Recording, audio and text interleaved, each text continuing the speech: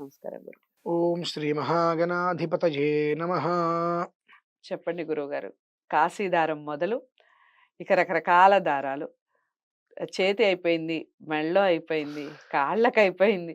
ఎక్కడ పడితే అక్కడ కట్టుకోవడం మొదలుపెట్టేశారు. లేదమ్మా, అసలు ఎక్కడ కట్టుకోవాలంటారు? కట్టుకోవాలా వద్దా? చెప్పండి. కట్టుకోవటం మంచిదే. హ్మ్. అది కాశీదారం కావచ్చు, ఏవైనా సరే. హ్మ్. ఒకటి దే దైవ ప్రదేశం అంటే దైవ క్షేత్రం నుంచి ఒకటొచ్చి మనం కట్టుకున్నాము అనంటే దాని వలన కొంత కీడు మనకు తగలకుండా ఉండటం కోసం కట్టుకుంటూ ఉంటాం. అవును. అయితే నేను ఈ మధ్య కాలంలో చూశాను. చేతికి ఒక రకమైన రిబ్బన్ లాంటిది. హ్మ్. అది మొత్తం వచ్చేసి ఇట్లా గాజులు వేసుకుంటే ఇట్లా వేసుకుంటారు తొడిగి. హ్మ్. ఇక్కడ ఒక ముడిలాగా వస్తుంది. హ్మ్. దాన్ని వాళ్ళు కాల్చి అంటించి దగ్గరికి తీసుకొస్తారు. హ్మ్. అంటే హ్మ్. అటు ఇటు ఇట్లా అతికిచ్చేసి దాన్ని ముడి వేసి ముడిని కాలిస్తే కదా అది మొత్తం ఊడిపోకుండా వచ్చేది. హ్మ్. అలా ఉన్నప్పుడు కాల్చినటువంటి వస్తువు నీ శరీరం మీద ఉంటే అది ఎప్పుడైనప్పటికీ కూడా పాజిటివ్ అనేటువంటి వైబ్రేషన్‌ని ఎలా క్యాచ్ చేస్తుంది? హ్మ్. బొగ్గుతో అక్షతలు కలుపుతారు. ఎందుకని? నెగెటివ్ దాన్ని స్వాగతించడానికి. హ్మ్. అట్రాక్షన్. హ్మ్. నెగెటివ్ ఎనర్జీని తీసుకోవడానికి బొగ్గుతో అక్షతలు కలుపుతారు. హ్మ్. అంటే బొగ్గు అంటే కాలినటువంటి పదార్థం. అవును. చెక్కన కాల్చి కాల్చగా వచ్చింది దాంతోటి. హ్మ్. హ్మ్. అక్కడ అన్నీ కూడా కాలినటువంటి వస్తువులు వాటిలతోటే చేస్తూ ఉంటారు. అంటే అవన్నీ కూడా నెగెటివ్ ఎనర్జీకి చాలా ప్రాముఖ్యత కాబట్టి. హ్మ్. ఆ నెగెటివ్ ఎనర్జీకి చాలా ప్రాముఖ్యతగా ఉన్నటువంటిది ఈ యొక్క రిబ్బన్‌కి సంబంధించిన ముడి. హ్మ్. ఆ కాల్చి వాళ్ళు అతికిచ్చేసిన తర్వాత అది నువ్వు శరీరానికి వేసుకున్నావు అనంటే ఆ నెగెటివ్ ఎనర్జీ అనేటువంటిది నీ చుట్టూతా ఒక వైబ్రేషన్ వైఫై లాగా ఎందుకు తిరగకుండా ఉంటుంది? హ్మ్.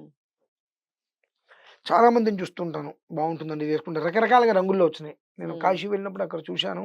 హ్మ్. ఇస్తుంటే వద్దు నాయనా నీ దగ్గర నువ్వు దాచుకో అన్నాను. ఇద్దరు ముగ్గురికి నాతోటి వచ్చిన వాళ్ళు ఎవరికీ ఒప్పుకోలేదు వేసుకోవడానికి. అడిగితే చెప్పాను. ఇప్పుడు మీరు అడుగుతున్నారు కాబట్టి దాని గురించి చెప్పాల్సొచ్చింది. హ్మ్. అది ఎప్పుడు కూడా చేతికి పెట్టుకోకూడదండి. ఇక నువ్వు కాశీ ఓకే. దారం కట్టుకో, నలుపు దారం కట్టుకో, ఎర్ర దారం కట్టుకో, తాడు కట్టుకో, ఇంకేదైనా కట్టుకో, కాళ్ళకి కట్టుకో, పేకకి కట్టుకో, ఏదైనా కట్టుకో. కానీ ఎప్పుడైతే గనక నువ్వు లోపల నుంచి ఇలా వేసుకుంటున్నావో హ్మ్. దానికి ఏమవుతుంది అనంటే ఇప్పుడు కాలినటువంటి ఆ ఒక్క మచ్చ నీకక్కడ ఉండిపోతుందది. హ్మ్. లేకుండా ఉండదది పదార్థం. ఓకే. కొంతమంది విశేషమైనటువంటి జ్ఞాన సంపన్నులు. హ్మ్. బంగారం మరి కాల్చే కదండీ! హ్మ్. ఆభరణం చేసుకుంటాము. అది వేసుకోవచ్చా అంటారు. హ్మ్. ఇలాంటి అజ్ఞానులకి మనం సమాధానం చెప్పాల్సిన అవసరం లేదు. ఎందువల్లనంటే నువ్వు బంగారం ఎంత కాల్చినా ఆ మసి నాకు దానికి లేదుగా నీకు. హ్మ్. ఉందా? దాని వన్నె తరగదు కదా అసలు. అసలు దానికి మసి లేదు కదండీ. ఎక్కడ హ్మ్. హ్మ్. ఇప్పుడు నువ్వు ఇప్పుడు కట్టె కాల్చండి. హ్మ్. ఆ కాల్చిందక్కడ మీకు అనిపించదు. కనిపిస్తుంది. మీరు ఒక వస్త్రంతో తుడవండి శుభ్రంగా.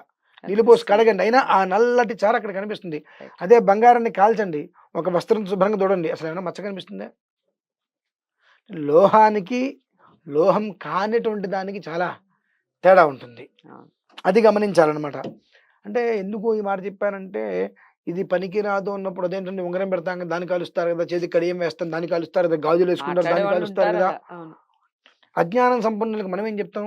హ్మ్. చెప్పింది అర్థం చేసుకోకుండా ప్రతి దాంట్లో కూడా పెడర్థం తీసేటువంటి వాళ్ళకి మనం ఏమి చెప్పకపోవడం ఉత్తమం. ఉత్తమం. హ్మ్. అది అక్కడ పరిస్థితి. కాబట్టి అటువంటివి ఏవైనా గనక చేతికున్నాయంటే ప్రతి క్షణము కూడా చుట్టూతా ఎప్పుడు కూడా నెగెటివ్ అనేటువంటిది సర్క్యులేట్ అవుతూ తిరుగుతూనే ఉంటుంది. ఉంటుంది. హ్మ్. దానివల్ల హ్మ్. ఏం చేద్దామన్నప్పటికీ కూడా హ్మ్. ఏ ఒక్కటి ముందుకు వెళ్ళదు. ఓకే. సరే గుడికెళ్దాం, పూజలు చేద్దాం అనుకుంటాం. హ్మ్. అది నీ చేతికి ఉన్నంత సేపు కూడా ఏ పూజలు పురస్కారాలు చేసినా ఆ వైబ్రేషన్ అనేటువంటిది శరీరం లోపలికి రాదు. ఓకే. ఆల్రెడీ నువ్వు చేతికి ఒకటి పెట్టేసుకున్నావు కదా! హ్మ్. అది సర్వకాల సర్వావస్థల యందు నెగెటివ్‌ని అలా ఆకర్షిస్తూనే ఉంది. ఓకే.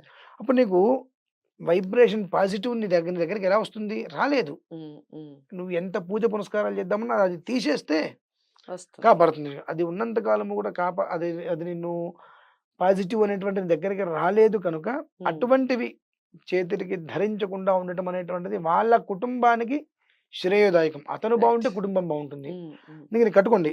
కాశీ దారాలు ఎరుపు ఉన్నాయి, నలుపు ఉన్నాయి, ఆకుపచ్చ ఉన్నాయి. ఓ రకరకాలున్నాయి అన్నీ అవును. కట్టేసుకోండి. అవును. కానీ ఎప్పుడైతే గనక 2 కాల్చినవి జాయింట్ మాత్రం చేసి ఇక్కడ వేసుకోవద్దు. అతికిబెట్టేసేసి కాల్చి అతికిబెట్టినట్టుగా ఉంటుందో హ్మ్. అటువంటివి మాత్రం మనం వాడకూడదు. వేసుకోకుండా ఉండటం అనేటువంటిది చాలా ఉత్తమమైనటువంటి పద్ధతి. ఓకే.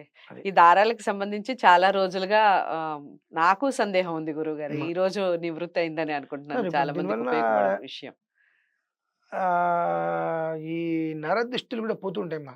ఓకే. చాలా మంది ఆడవాళ్ళే కాదు, మగవాళ్ళు కూడా కాళ్ళు కట్టుకుంటూ ఉంటారు. హ్మ్. ఈ మంచిదే అది. ఇవన్నీ పోతూ ఉంటే దిష్టి తగలకుండా ఉంటుంది అని. హ్మ్. నువ్వు దిష్టి తగలకుండా ఉండడానికి ఎన్నైతే చేస్తున్నావో ఇదొక్కటి చాలు అన్నిట్లిని కూడా ఆహ్వానించడానికి. ఓకే. కాబట్టి అటువంటివి లేకుండా కాశీ దారాలు కట్టుకున్నా, ఏం కట్టుకున్నా వచ్చేటువంటి లాభం పక్కన పెడితే నష్టమైతే లేదు. రైట్. నష్టం లేదు అంటే ఏదో ఒక రకమైన లాభం వచ్చినట్టే. అవును. కానీ మనకు ఆ లాభం అనేటువంటిది మన కంటికి కనిపించదు. అలా వస్తుందది. ఓకే. అలా ఉంటుందండి. చాలా చక్కటి వివరణ ఇచ్చారు గురుగారు. ధన్యవాదాలు.